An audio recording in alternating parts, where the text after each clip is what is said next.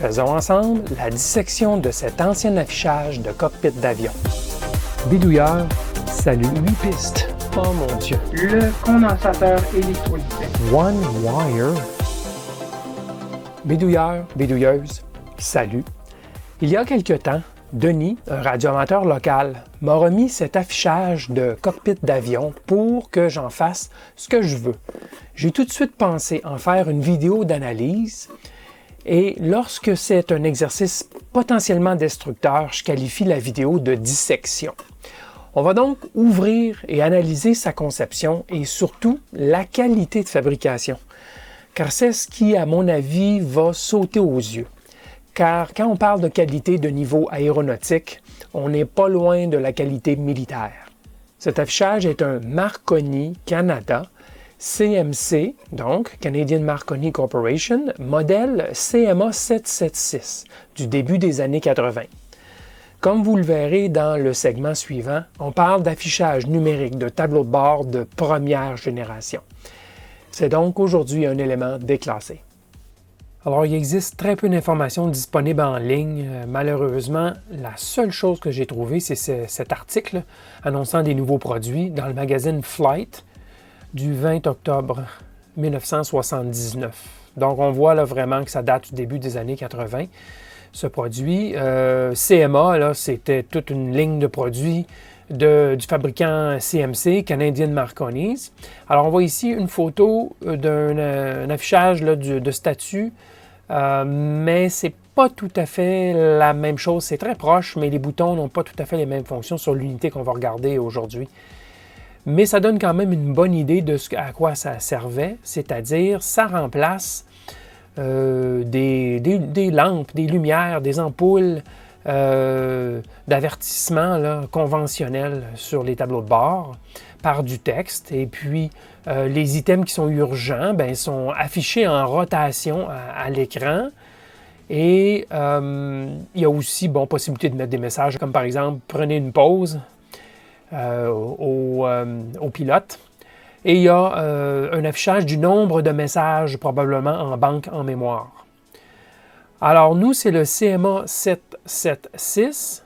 Si je vais voir un peu plus bas où on en parle, c'est-à-dire ici, on dit que le display 776, c'est donc un affichage et un système. C'est pas juste l'affichage, il y a vraiment une boîte de contrôle qui vient avec cela, qui est basée sur microprocesseurs. Et donc, le gros avantage d'un tel système, c'est qu'il peut conserver les différentes fautes, les différentes alarmes pour qu'un ingénieur d'entretien puisse plus tard analyser ce qui s'est produit durant le vol. Donc, c'est un des gros avantages de la chose. Bon, on dit ici que l'affichage va se vendre entre 7 000 et 15 000 $, dépendamment des options qu'on met. Évidemment, ce n'est pas juste la boîte qu'on va voir, mais bien le contrôleur aussi qui venait avec. Et le poids de l'ensemble est environ de 10 livres, soit 4 à 5 kilos. Là. Alors, de 7 à 15 000 $ canadiens en 1979. Donc, c'est quand même assez cher là, pour afficher quelques alarmes. Alors, Marconi fabriquait toutes sortes d'autres systèmes, gestion du carburant, gestion de navigation par système Doppler, et ainsi de suite. Et déjà, des compagnies avaient acheté ces systèmes-là. Donc, vous voyez, le 776, ce n'est qu'un des items que Marconi distribuait. Alors, on va d'abord jeter un coup d'œil sur l'extérieur de la boîte, essayer de comprendre comment c'est construit. La première chose qui me saute aux yeux, c'est l'affichage. Si on regarde de très près, ce sont des matrices de Dell. C'est peut-être pas très clair, là. Je vais tenter de bouger la lumière un peu pour que vous voyez. Oui, on le voit là. Ce sont des petits points. Évidemment, c'est alphanumérique. Donc, c'est pas seulement des chiffres, c'est chiffres et des lettres. Et il y en a, je vous le donne en 1000, là, il y en a 10. Donc, 2 lignes de 10 caractères alphanumériques. Et il y a des interrupteurs ici, au bas. Certains sont intermittents, ils remontent en position centrale Bon, on voit le genre de fonctionnement. Il y avait checklist, donc la liste de vérification, où on pouvait, je présume, faire afficher différentes choses à vérifier avant le départ, par exemple, ou avant l'atterrissage. On pouvait aussi consulter les avertissements. Il y avait, comme mentionné, un troisième caractère ici qui permettait là, de choisir lequel des messages on voulait afficher. Donc, ici, ça devait incrémenter de 1, 2, 3, 4, 5 et ainsi de suite. On pouvait rappeler ces messages-ci avec l'interrupteur à bascule ici.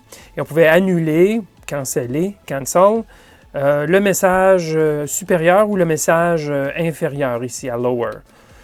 Et ça aussi, c'est intermittent comme fonctionnement. Bon, il y avait ici HLD, je présume que c'est hold, mais je ne suis pas certain, donc pour maintenir le message de façon manuelle ou automatique. Bon, alors c'est pas très clair, bien sûr, je ne suis pas pilote, là. Donc c'est difficile de savoir plus. Alors, ça, c'est le devant.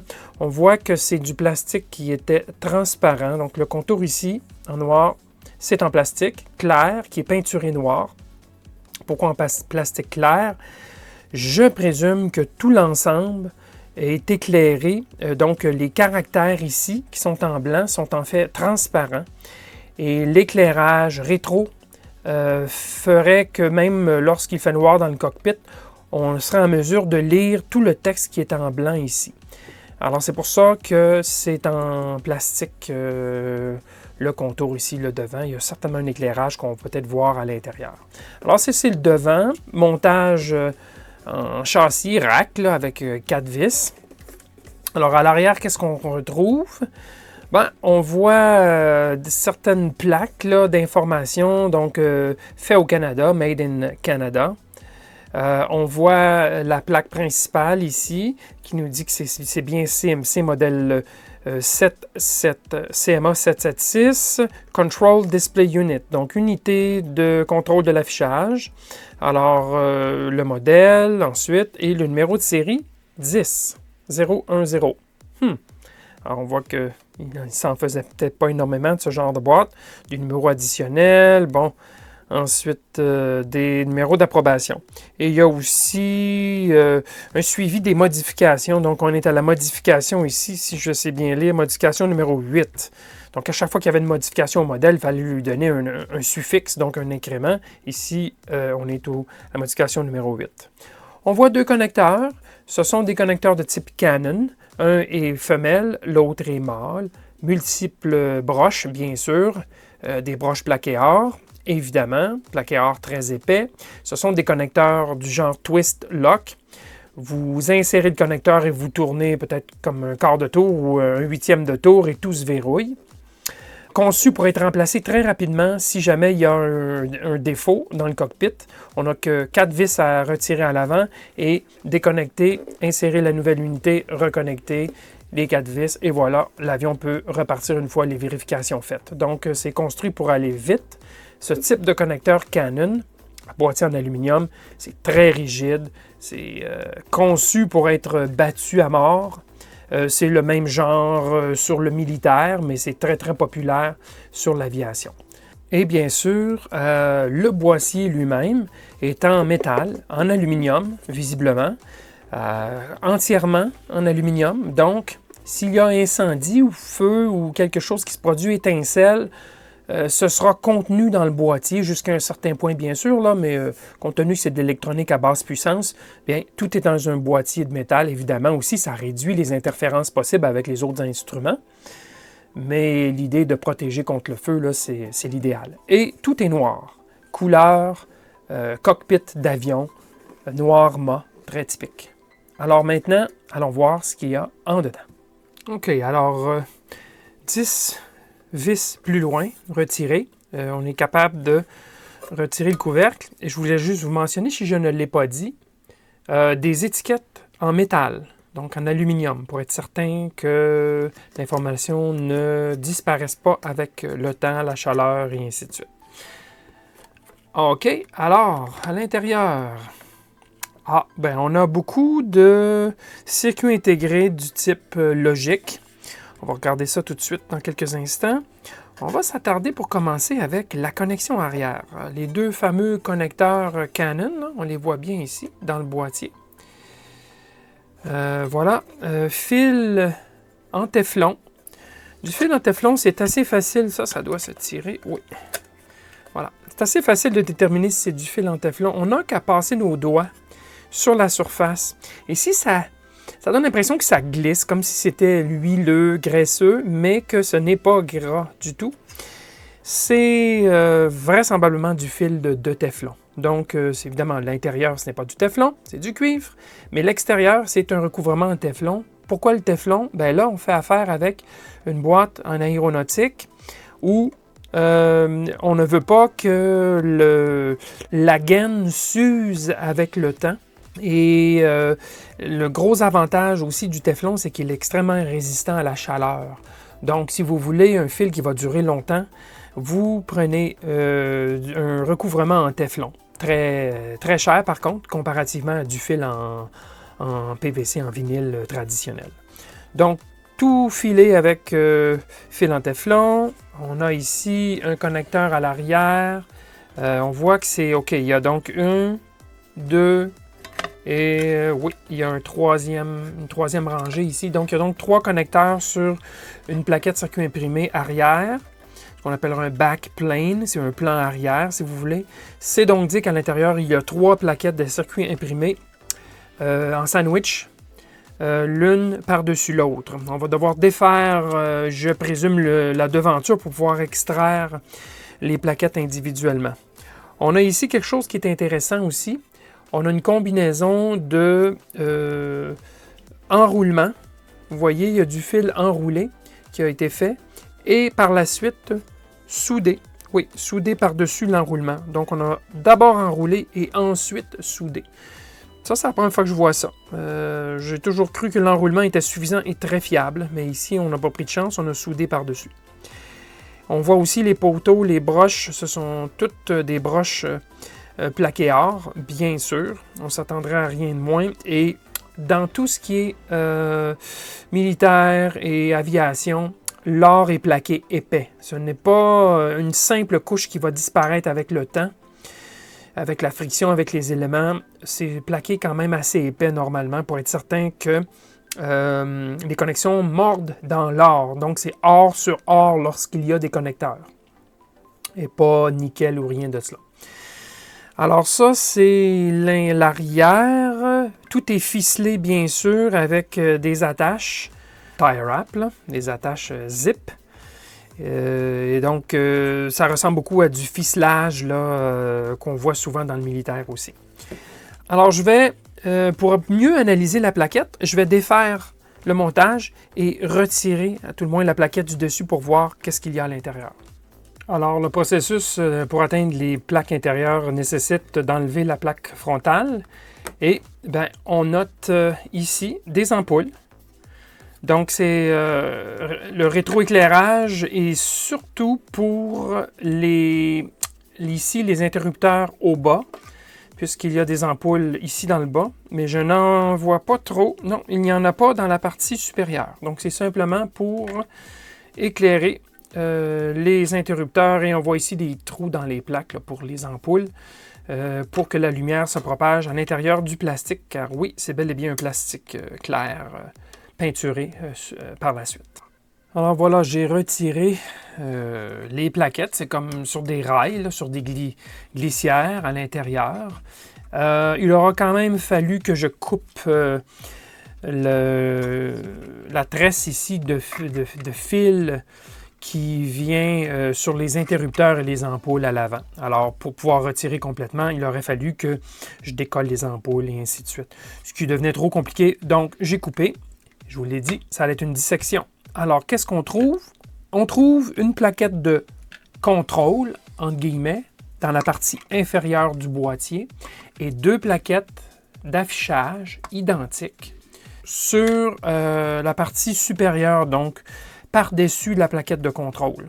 Alors, on voit vraiment l'arrangement, comment c'était fait. Là. Vous voyez ici 2 connecteurs, des glissières et donc les 2 plaquettes d'affichage viennent se connecter ici. La plaquette de contrôle, elle est plutôt fixe parce qu'il faudrait dévisser la plaquette arrière pour pouvoir sortir l'ensemble et ça viendrait avec les tresses, là, les couettes de fil. Donc, disons que la plaquette inférieure est fixe pour le bien de l'exercice. Alors ça ici, c'est un tube de plastique enroulé pour maintenir les fils ensemble, mais comme vous voyez, c'est complètement détruit, séché, jauni.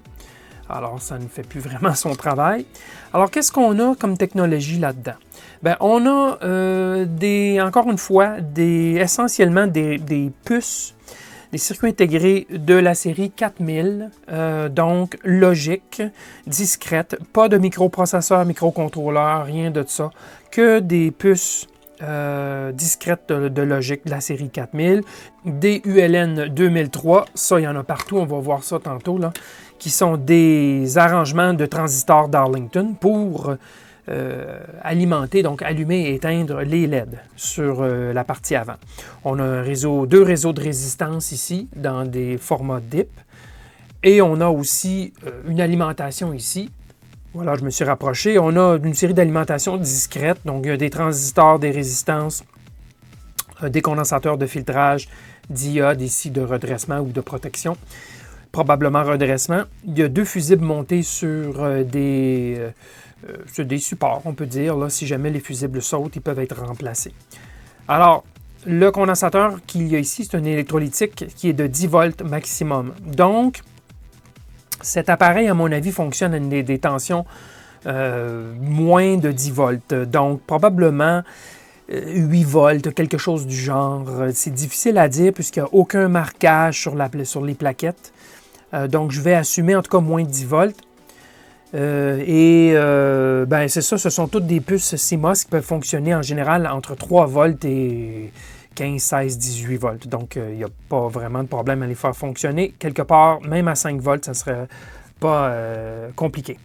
Alors, un petit peu plus ici dans le bas de réseau analogique avec des diodes soudées à la dernière minute, donc des corrections. Définitivement, il y a des corrections. Je n'ai pas vu de fil de correction, mais il y a des composants qui sont soudés à cheval sur d'autres composants pour corriger des petits pépins, là, évidemment. Là. Ce qu'on note aussi, et on va le voir très clairement ici avec cette plaquette, c'est qu'il y a, vous voyez comme c'est illustré? Alors, les plaquettes sont enduites d'un vernis. En anglais, on appelle ça un conformable coating, donc une couche de vernis qui, évidemment, sert à empêcher que l'humidité affecte le circuit, affecte les pistes, les circuits intégrés. Donc, il peut y avoir dépôt de condensation. On sait que des avions, ça peut être gardé à très froid et soudainement démarré. Donc, il est toujours possible qu'il y ait de la condensation. Donc, avec ce genre de montage enduit, ben, on protège de façon additionnelle là, les plaquettes. C'est le même genre d'enduit que vous verriez si vous regardiez sur une plaquette de contrôle dans un lave-linge, par exemple, sur le panneau de contrôle avant. Très souvent, il y a un enduit comme cela. Donc ça, c'est typique de l'aviation et du militaire. Un enduit protecteur, une fois que la plaquette est assemblée, on vaporise. Alors, tout est coulé dans le vernis, si vous voulez. Le PCB, donc les PCB, sont en verre époxy, donc du FR4 classique, multicouche. Définitivement, il y a plus de 2 couches car il y a beaucoup de signaux, vous vous en douterez, avec une quantité comme celle-ci là, de circuits intégrés. Alors, c'est peut-être du 4 couches, peut-être plus, un 6, un 8, je ne sais pas, mais c'est plus de 2 couches en tout cas. Et on a l'avantage qu'on peut voir à travers, donc il est possible de voir les pistes quand même à travers la plaquette. Donc, c'est peut-être du 3-4 couches. Habituellement, on va d'un nombre pair, donc je vais me mouiller avec 4 couches. C'est définitivement une construction de type aviation, en tout cas militaire, avec des normes assez élevées.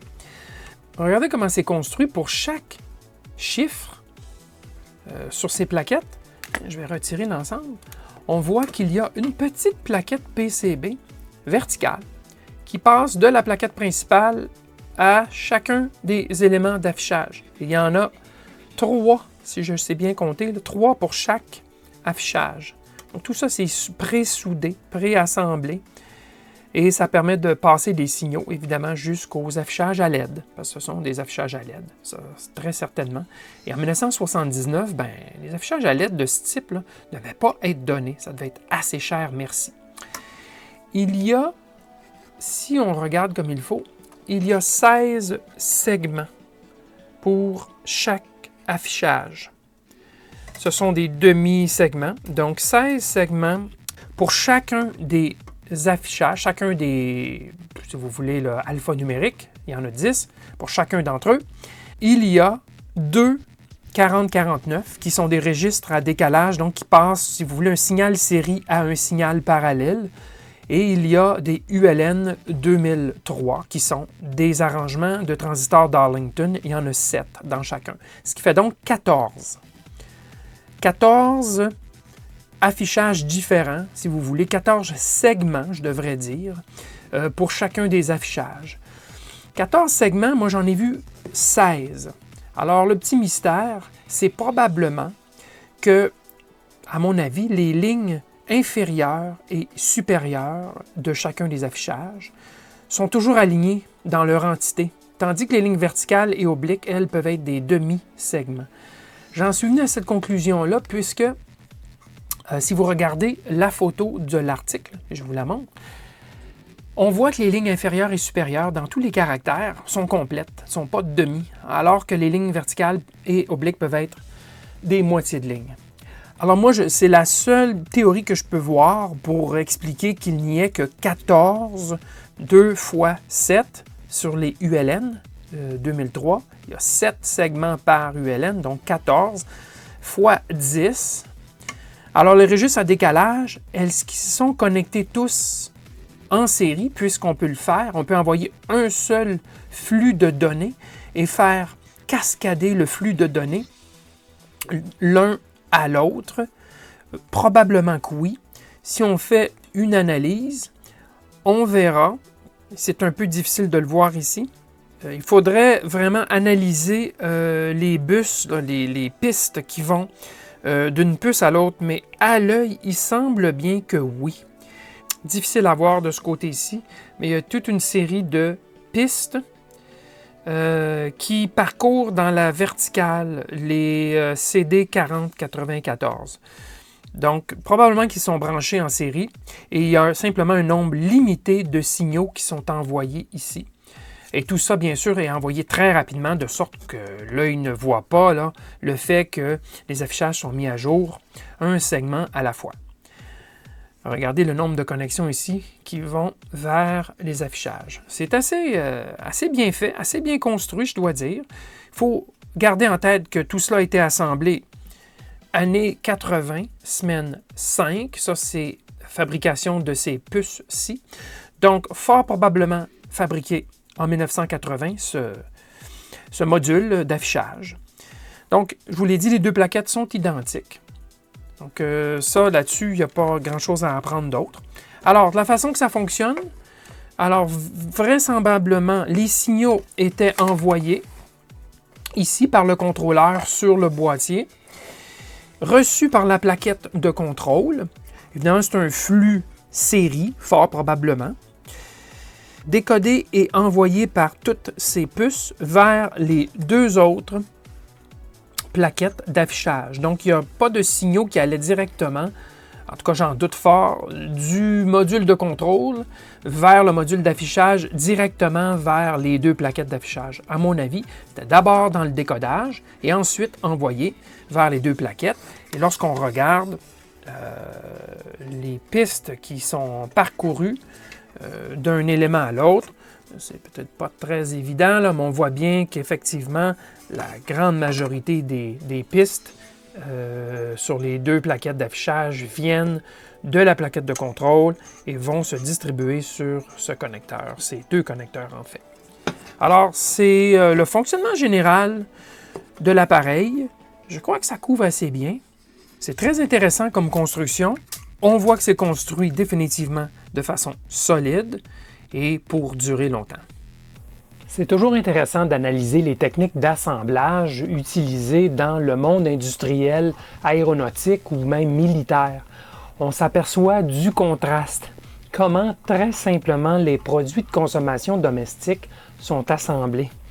Obsolescence programmée? Tout un débat. Vous pouvez vous exprimer à ce sujet dans les commentaires si le cœur vous en dit. Maintenant, pourrais-je faire afficher quelque chose sur cette plaquette d'affichage? Possiblement avec l'aide d'un microcontrôleur et en faisant une bonne analyse du circuit. Tiens, ça pourrait être une idée pour une autre vidéo, ça je crois. Je ne vous promets rien, mais c'est possible que j'en fasse une vidéo sur le contrôle de cette plaquette. Alors, demeurez à l'antenne de la chaîne Électrobidouilleur et abonnez-vous surtout si ce n'est pas déjà fait. Merci et à la prochaine.